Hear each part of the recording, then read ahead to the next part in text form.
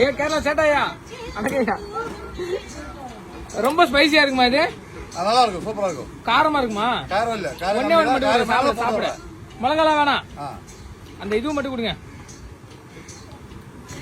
புளித்த அன்னாசி பழம் இதுல ஏதாவது பெனிஃபிட்ஸ் இருக்கா? அண்ட் நம்ம இந்த மிளகா போடுறோம்ல, இந்த மிளகா போடுறது எப்படி பழத்தை புளிக்க வைக்கிறதுக்கு ஹெல்ப் பண்ணுதுன்னு இந்த வீடியோல பார்ப்போம். அண்ட் இந்த மாதிரி டெய்லி சாப்பிடுற ஃப்ரூட்ஸை இன்னும் ஹெல்த்தி ஆகணும்னு நீங்க நினைச்சீங்கன்னா ஃபாலோ தட்டிக்கோங்க. நம்ம மிளகாவை எந்த பழத்தோடையாவது சேர்க்கும் போது மிளகாயில காப்சியாசின்னு ஒரு விஷயம் இருக்குங்க. அது நம்மளுக்கு காரத்தையும் கொடுக்கும். கரெக்டா பார்த்து மோசமான கிருமிங்க இருக்குல்ல, ஈகோலை, சால்மோனெல்லா, அந்த மாதிரி கிருமிங்களை சாவடிச்சுட்டு நல்ல கிருமிங்க எது நம்ம வயிற்றுக்கு நல்லதோ, லாக்டோபெசிலஸ் எல்லாம் வளர வைக்குங்க. அதுதான் சில்லியோட பெனிஃபிட். இந்த மிளகா போடுறதுனால எதனால மைல்டா புளிக்குதுன்னா, ஏன்னா மிளகாவை லைட்டா வாஷ் பண்ணிட்டோம்னு வைங்களேன், அதோட தோலுல சில நல்ல பூஞ்சைகள் இருக்கும், அது பழத்தை புளிக்க உதவி பண்ணும். ஸோ சாதா பைனாப்பிளுக்கும் புளித்த பைனாப்பிளுக்கும் என்ன டிஃபரன்ஸ்? மெயின் டிஃபரன்ஸ் என்னன்னா, கிளைசிமிக் இண்டெக்ஸ், சர்க்கரையை ஏத்துற கெப்பாசிட்டி புளித்த பைனாப்பிளுக்கு கம்மி.